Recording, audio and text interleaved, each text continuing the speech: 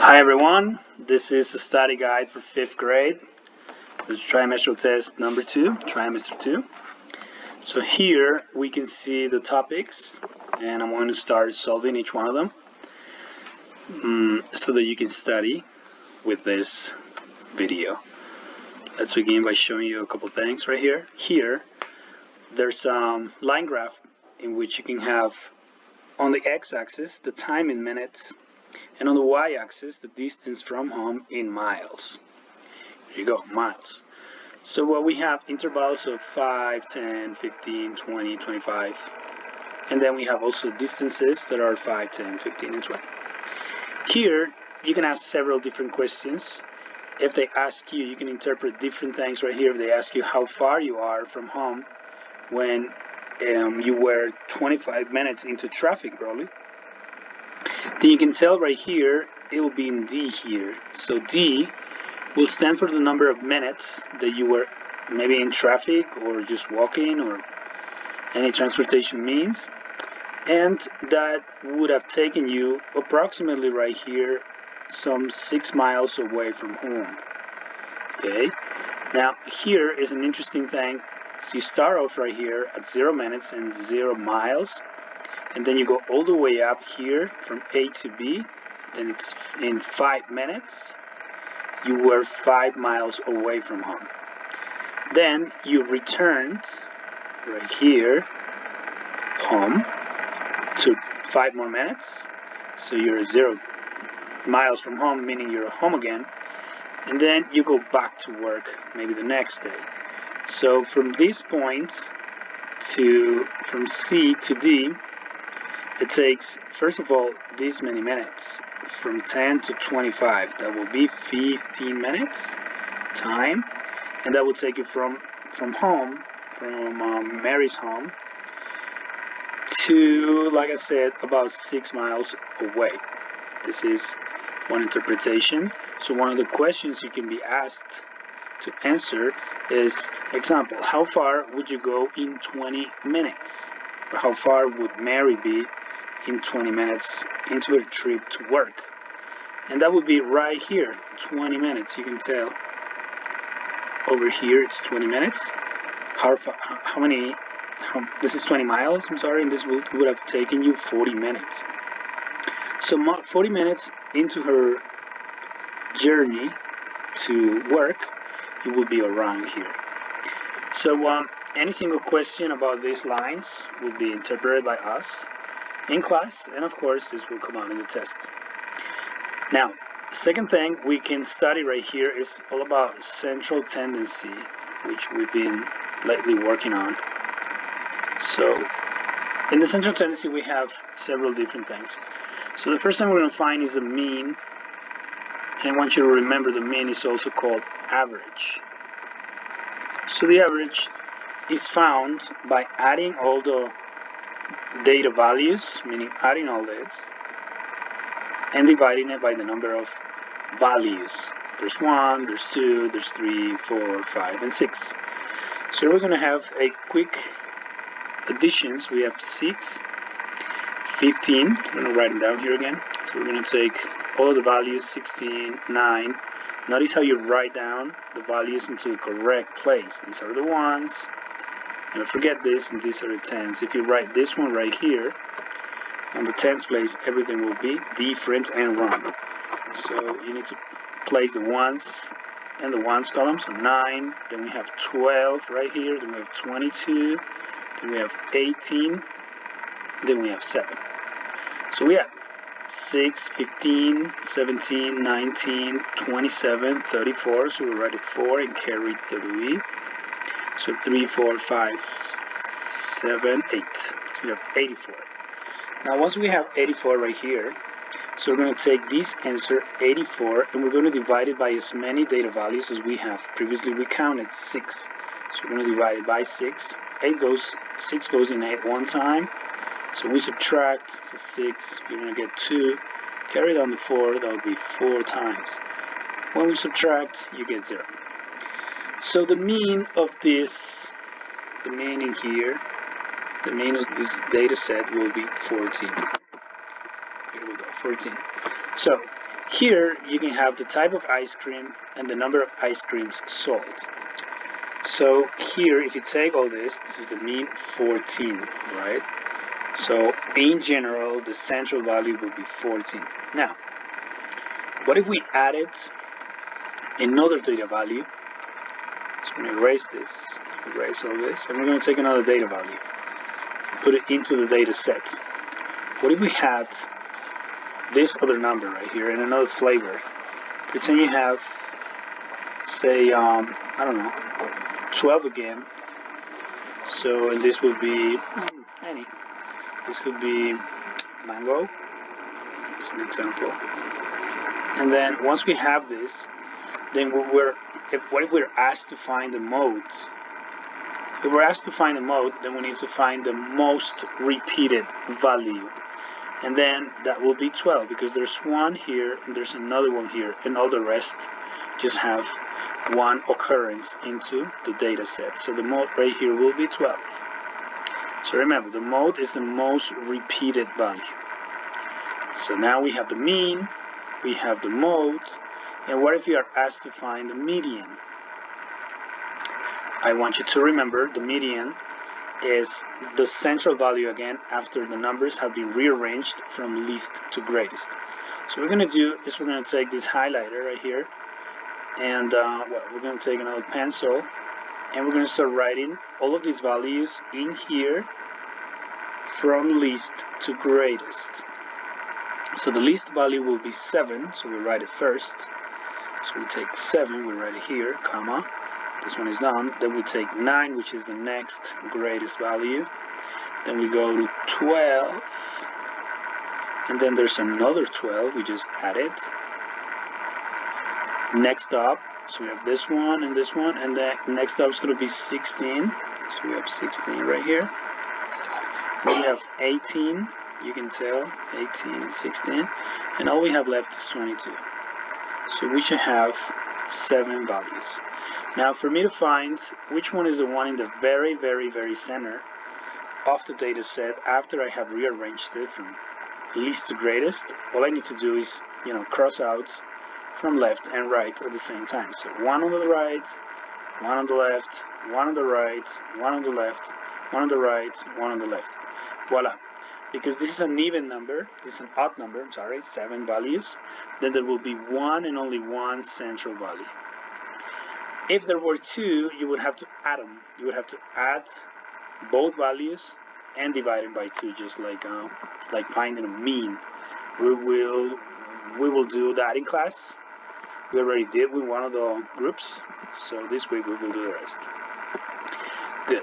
So these are the 3 things that we need to consider for central values: the mean, the mode, and the median. So the median in this case will be 12 again.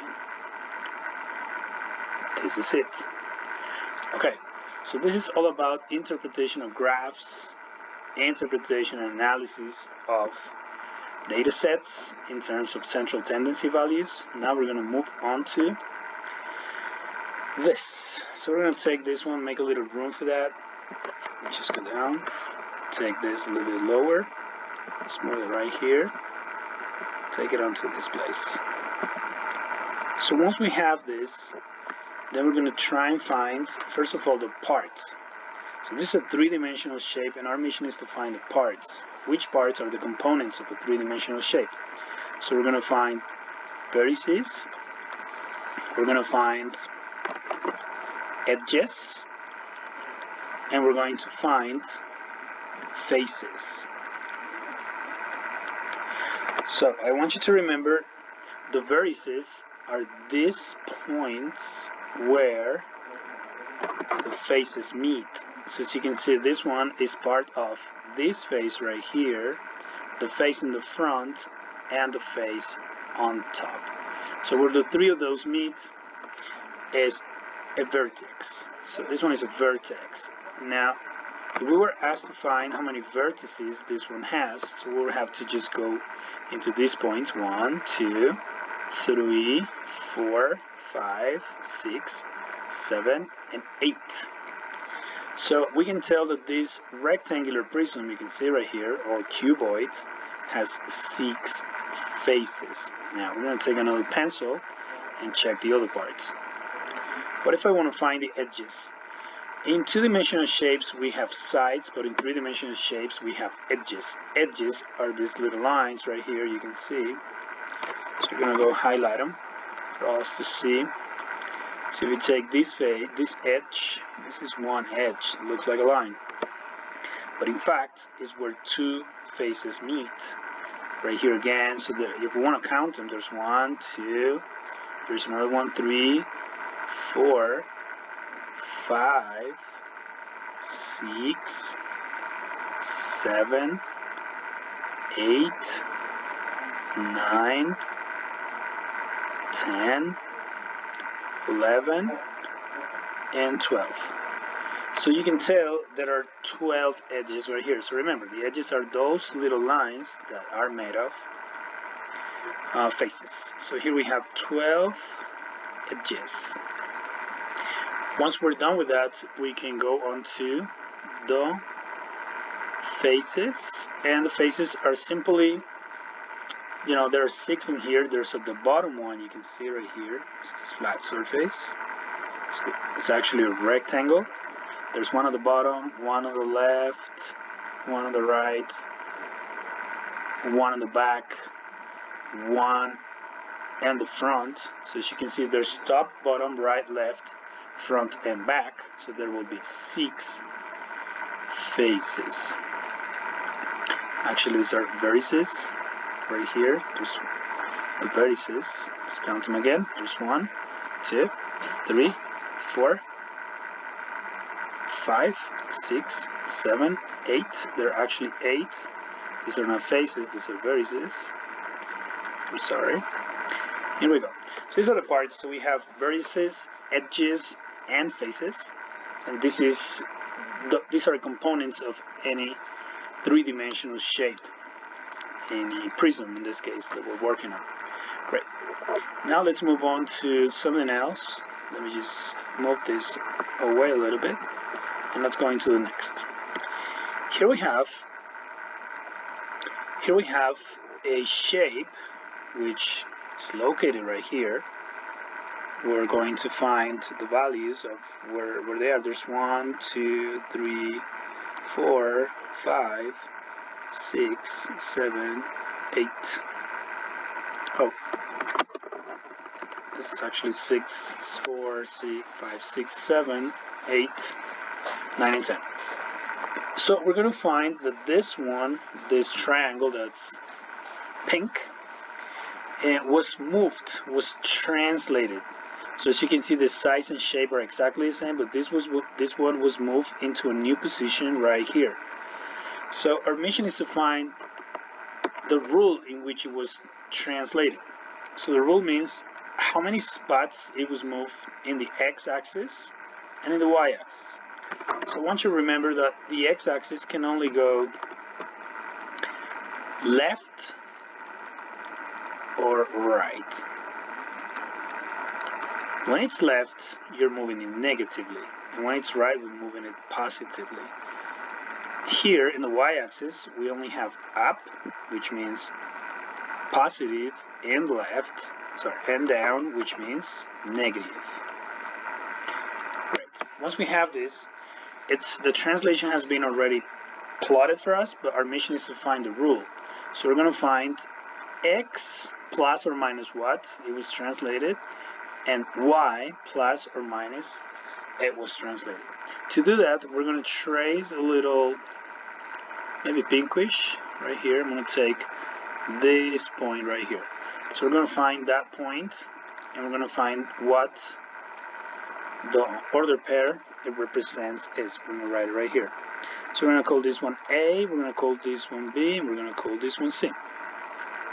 So just by taking one of them, let's take A, which will correspond to this one, A right here, and see how many spots, how many spaces it was moved into one side or the other. So we're going to start with the x coordinates. As you can see, it was moved to the left. So it was moved to the left. How many spaces? Well, let's count them. There's 1 right here, and there's 2 right here. As you can see, it lines up with this point down there. So definitely it went x minus 2. And then I need to, meet this part, so I need to go down. How far down? Let's go. 1, 2, 3, and 4. And because it's down, then we're going to go negative. Therefore, this triangle was moved 2 coordinates in the x direction negatively to the left, and 4 down negatively in the y direction as well. If you take any other point, it will follow exactly the same way. So let's take this B just to confirm. So we go 1 and 2 left, 1, 2, 3, and 4 down. There you go. The rule then will be this one: x minus 2, y minus 4. We have found it. Okay, let's move into another part. This one is triangle, a little bit blurred, but this is E. Let's go. E is located right here. This is 5, 2, 5, 2. Then we're gonna go F, which is this one. It's 2, 5. That's where it's at. And D, which is 1, 1. Here we go. So now our mission is, pretend they ask us to rotate 90 degrees counterclockwise. Okay, so for counterclockwise, we're going to look for the rule. So rotation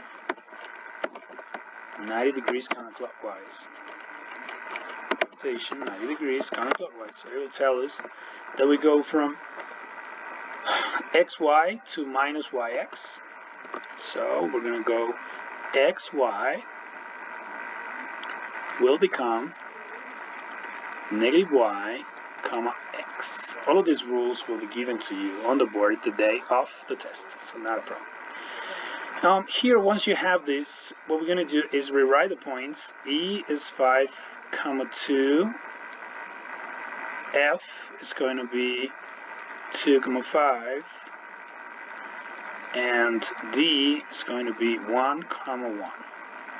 Once I have this, my mission is to rewrite this and find the new order pairs. So I'm going to find E prime, F prime, and D prime. So let's find the first. First thing I need to do is, as you can see, the coordinates, the order pairs, is switched up in their numbers. So I'm going to write it exactly the same way, but in different positions. So I'm going to go 2 and 5. And once I'm here, the first value will turn into its opposite sign. This one is positive, so we're going to go into negative. We're going to repeat that in here.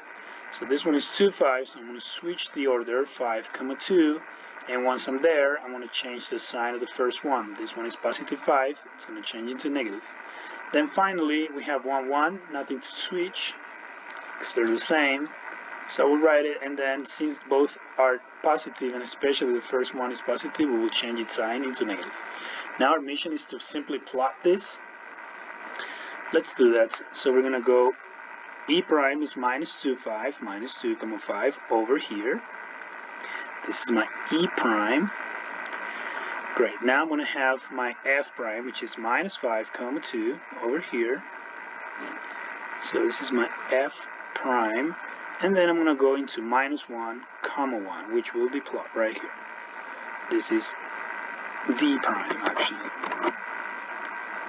Okay, now all I have to do is take another color, maybe, and plot this. So I'm going to connect the dots. Here we go. I join this 2, join this 2, and join this 2. And as you can see, the shape has not changed, but it has been rotated 90 degrees counterclockwise about the origin, meaning that this point, the 0, 0 point, will be the center of rotation from which our shape will rotate. Good. What do we have to find the area of this shape? Okay, this shape has many shapes in it. That's why it's called a compound shape. So there are many ways I can find these answers. And what I'm going to choose is, you can choose any other, but I'm going to choose to find here. Clearly I can see right here, if I draw this imaginary line, I can find a triangle And then if I draw another imaginary line right here, I can find, let's say I can find this imaginary line right here. I can draw it like this, imaginary, and I'm going to find three separate areas. I'm going to find area 1, area 2, and area 3. Then I'm going to add them together. Let's find area 1. This one is simply a rectangle whose formula is base times height. So I'm going to substitute, and then the area is going to go, I have down here 10 feet at the bottom, so that's going to be my base, and the height is going to be 6. You can see right here, 6 feet. Great. So all I need to do is multiply. So pretty easy, 10 times 6 will be 60 square feet. That's going to be my first area. So area 1, 60 square feet. And I'm going to find area 2. Let's do that. Another rectangle right here. So now I need to decide how high this part is, because all this is 9, but we already used 6. So what's left here is 3 feet. Right, so 3 feet will be the height. And then this does not go all the way to 10 because there are 4 less. As you can see right here, these 4 are not part of this. So we have 10 at the bottom, and we subtract 4. That means this one's going to be 6 feet. So I'm simply going to multiply 6. I'm going to multiply right here 6 feet times 3 feet. Okay, that's going to give 18 feet square. So that's going to be my second area. Area will be 18 feet square. And I'm going to go into this one, which is number 3. The area of a triangle is found by multiplying the base by the height and then divided by 2. That's what we're going to do. Let's substitute. The area of this triangle will be, okay, all this is 4, all this part is 8, and we already used 30 down here. So that means the height is going to be 5 feet, and my base is going to be again 6. You can see it's the same height, the same base right here. So we're going to go 6 feet multiplied by 5 feet. All that is going to be divided by 2. So the area of this triangle is 6 times 5 is 30, and 30 divided by 2 is going to be 15. Great. So I found my third area. It's going to be 15 feet square, and all I need to do is add all of the parts the compound chain is made of. So I have 0 plus 8 plus 5, 13, I carry 1, and then this is going to be 9. My answer will be 93 feet square.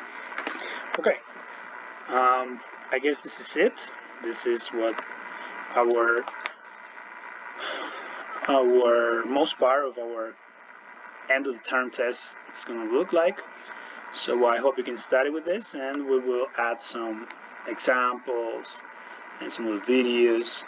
And of course, I hope you people can ask me during the week so that we can clarify any doubts you may have about this. Thank you for watching, and have a nice night.